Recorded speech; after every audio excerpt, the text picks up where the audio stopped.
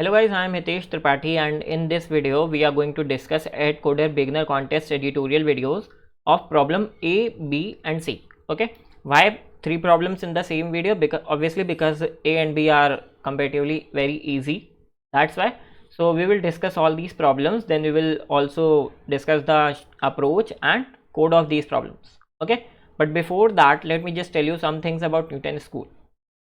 So as we all know, and it is very obvious too, that Newton School is an e-learning platform where what they do, they have different programs especially designed for you. Their most amazing program for you is their pay after placement program. Okay, so if you want to know more about this program, you can just go to link in the description, okay, and get the contact details to get a follow-up also. Now let me just tell you in brief about this program. As the name is very intuitive already, so pay after placement, what they do, they will train you for 6 months, they will make you a full stack developer, and not only this, after that they will also get you placed for minimum CTC of 5 to 40 LPA. Okay, so you can also go to their website, check their insights, how many people they have already get placed and what's the minimum CTC, average CTC, and all the reviews about them. Okay, so just go to the link in description, explore more about their program, and if you are worried about your placements, just subscribe to their pay after placement program. In the end, if you haven't subscribed this YouTube channel, just go subscribe this YouTube channel and get the most out of it for free, as all the videos are only free for you. Okay, now let us discuss editorial of problems. So problem 1 is ASCII code. The ASCII value of lowercase English letters A to Z are 97, 98, 122, etc. Okay, given an integer between 97 to 122 and print the letter ASCII value is n. So problem is pretty simple. What you simply have to do, you have A, B up to Z. Okay, what you can simply do, you can simply check if it is 97, just print the ASCII value at 97th position. Okay, तुम easily question कर सकते हो, 97 है तो small ए, 98 है तो B, 90 उसके आगे है तो उसके हिसाब से उसकी ASCII वैल्यू पे उसका कैरेक्टर प्रिंट कर दो. Okay, not going to discuss its code obviously. Problem B, Takahashi's failure. Okay, so Takahashi has n foods in his house. The ith food has the tastiness of AI. He dislikes k of these foods. For each I 1 to k he dislikes pith food. Okay, so he dislikes k of these foods. Okay, तो उसके पास n foods हैं, उसमें से k वो पसंद नहीं करता है जिनके इंडेक्सेस तुम्हें गिवन है. Okay, out of the foods with greatest tastiness among the n foods, Takahashi will randomly choose one and eat it. Okay, if he has the chance to eat something he dislikes, print yes, otherwise no. Okay, easy peasy question है. Okay, करना क्या है, हमें simply हमें ये बताना है कि जो हमारे पास वैल्यू कैसे कैसे गिवन है ये देखते हैं. एन और के की वैल्यू है, जहाँ पे के फूड वो डिसलाइक करता है, फिर उसके बाद ये उनके ऑब्वियसली वैल्यूज़ हैं टेस्टीनेस की, और ये उनकी इंडेक्सेस की वैल्यूज़ हैं. ठीक है, अब तुम्हें सिंपली क्या करना है, अगर मैं टेस्ट केस की बात करूँ तो यहाँ पे ये उसकी टेस्टीनेस की वैल्यू है और ये उसके डिसलाइक वाले इंडेक्स हैं.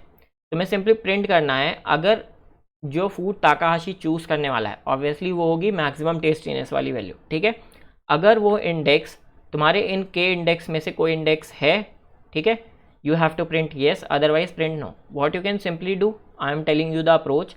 इस एरे में इटरेट करो, जितनी भी सबसे पहले तो इस एरे का मैक्सिमम वैल्यू फाइंड आउट कर लो. Okay, that will be obviously 10 for now for this test case. उसके बाद तुम्हें सिंपली क्या करना है, तुम्हें देखना है कि 10 का इंडेक्स कौन कौन सा है, 3 और 5. ओके, अब तुम्हें ये इंडेक्स सारे इस एरे में चेक करने हैं जो थर्ड एरे. अगर इसमें 3 या 5 में से कोई भी प्रेजेंट है, you have to print yes, otherwise you have to print no. Okay, अब now let's discuss the complexity. तो मोर एंड मोर तुम सिंपली क्या करोगे, एन स्क्वायर या एन क्रॉस के कॉम्प्लेक्सिटी का यूज़ करोगे.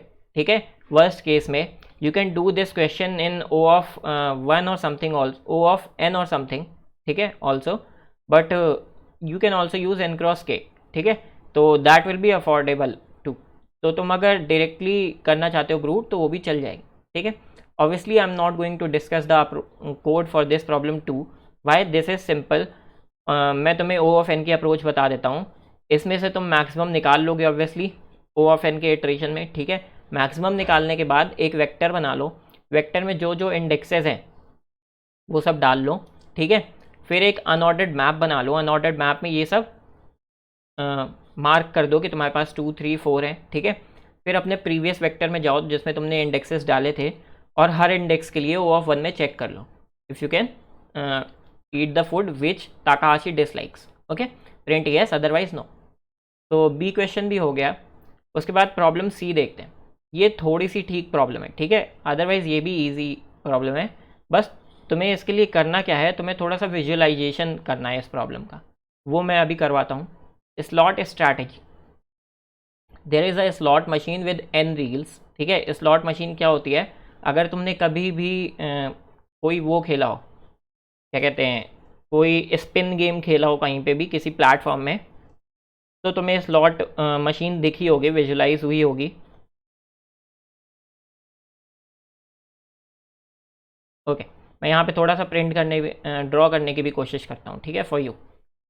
तो अगर n स्ट्रैटेजीज़ हैं तो ये ऐसा होगा, इसमें n होंगी, n की वैल्यू मान लो 4 है।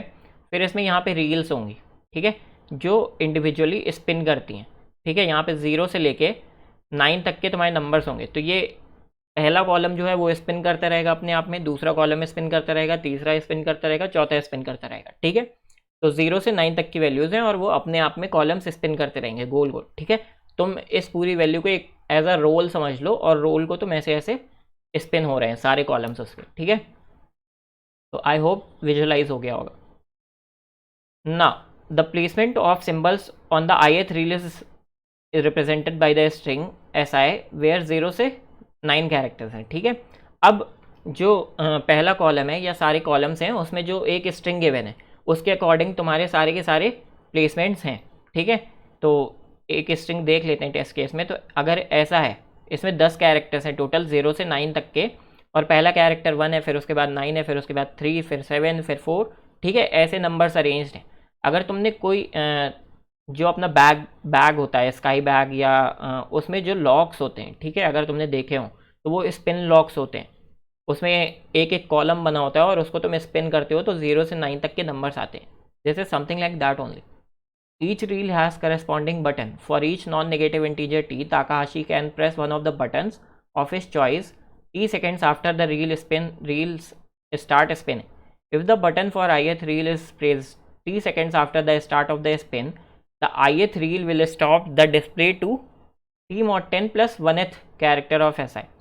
Here t mod 10 denotes the remainder where t is divided by 10. That is obvious, ठीक है। अब क्वेश्चन क्या कह रहा है, तुम्हारे पास हर एक कॉलम पे, ठीक है, ये अगर तुम्हारी रील है तो हर एक कॉलम पे एक एक बटन लगी हुई है, ठीक है। कोई टी सेकंड पे हो तुम, मान लो ये शुरू हो गई 0th सेकंड पे चलना, ठीक है। तुम किसी टीएथ सेकंड पे क्या करते हो, किसी एक रील की ही बटन दबा सकते हो और तुमने इसको स्टॉप कर दिया और ये स्टॉप हुआ 0 में, ठीक है। अब तुम किसी टी डैश एथ सेकेंड में ये बटन दबा दोगे और इसको भी कहीं पे स्टॉप करोगे, इसको भी कहीं पे स्टॉप करोगे, इसको भी कहीं पे स्टॉप करोगे, ऑब्वियस, ठीक है, फाइन। तो होगा क्या exactly, Takahashi wants to stop all these to make them display same character. तुम्हें सारी 10 बटनें ऐसे जलानी है या फिर सारी n बटनें ऐसे जलानी है, एन ऐसे दबानी है ऐसे सेकेंड्स में, ताकि सारे रील्स में एक कैरेक्टर प्रिंट होके आ रहा हो, ठीक है। तो मान लो तुमने टी डैश पे जलाई, T2 डैश पे जलाई, T3 डैश पे दबाई, T4 डैश पे दबाई, ठीक है, और सारे पे 0 आ गया। तो तुम्हें बताना क्या है, ये जो इन सारे टाइम्स का जो मैक्सिमम टाइम है वो बताना है, ठीक है। आई होप क्वेश्चन समझ में आ गया होगा तुम लोगों को। Basically find the minimum number of seconds need to achieve his objective after the start of the spin, ठीक है। तो तुम्हें मिनिमम नंबर ऑफ सेकेंड्स बताने जिसमें तुम सारे कॉलम्स में सेम नंबर पे स्टॉप कर पाओ, ठीक है, फाइन। टेस्ट केस बताता हूँ, ईजी हो जाएगा। यहाँ पे आते हैं, 3 कॉलम्स है तुम्हारे, पहले कॉलम में तुम्हारी इतने नंबर्स हैं, इस तरह अरेंज है, दूसरे में इस तरह, तीसरे में इस तरह, ठीक है। अब मान लो हो सकता है मैं फर्स्ट नंबर पे टारगेट कर रहा हूँ और सारे में फर्स्ट लाना चाहता हूँ, तो क्या करूँगा, पहले सेकंड में दबा दूंगा, ठीक है, दूसरे सेकंड में दबा दूंगा और फिर 7वें सेकंड में दबा दूंगा, और मैक्सिमम टाइम मुझे कितना लगा, जब मुझे एक नंबर चाहिए सारे रील्स में, 7 सेकेंड। ठीक है, 9 के ऊपर आते हैं, दूसरे सेकेंड में दबा सकता हूँ, फिर इस सेकेंड में दबाऊंगा, फिर इस सेकेंड में दबाऊंगा, बट ऑब्वियसली जो लास्ट वाला दबाना पड़ेगा वो मुझे 10वें सेकेंड में दबाना पड़ेगा। तो ये इस 9 को मुझे दिखाने के लिए सारी रील्स में 10 सेकेंड लगेंगे। That is obviously greater than 7 जो मुझे 1 को दिखाने में लग रहे थे। तो मेरा अभी तक का आंसर मिनिमम 7 है। फिर मैं ऐसे ही जाऊँगा, सारे नंबर्स के लिए चेक कर लूँगा। ठीक है, मेरे पास 0 से लेकर 9 तक के नंबर्स ओनली हैं, तो मैं इसका आंसर कितना है 6। ठीक है, और डिस्प्ले 8 कर रहा है। ठीक है, तो तुम 8 को देखो अगर, तो 8 को तुम्हें छठे सेकंड में दबाना है, पहले सेकंड में दबाना है और तीसरे सेकंड में दबाना है। 8 को तुम 6 सेकंड्स में ही सारे रील्स में डिस्प्ले कर सकते हो और सारे कॉलम्स में डिस्प्ले कर सकते हो। ठीक है, इसलिए इस क्वेश्चन का आंसर जो है 6 है। उसके बाद तुम्हें क्या देखना है, सिंपली अगर ये तो हो गया फर्स्ट टेस्ट केस, अब तुम सेकंड टेस्ट केस में आओ। यहाँ पे देखोगे सारे जो कैरेक्टर्स हैं, 0 तुम्हारा सारी रील्स में ऑलरेडी पहली जगह है। ठीक है, 0 पहली जगह है, 1 भी पहली जगह है, सेम जगह पे हैं। ठीक है, तो अगर मैं यहाँ पे विजुलाइज करूँ तो 0 के करेस्पॉन्डिंग 0 ही है। ठीक है, 1 के करेस्पॉन्डिंग 1 ही है, राइट, 2 के 2 ही है। तो एग्जैक्टली होगा क्या, तुम पहले सेकंड में मान लो स्टार्ट होने के बाद पहले सेकंड में तुमने 0 दबा दिया या 0th सेकंड में 0 दबा दिया।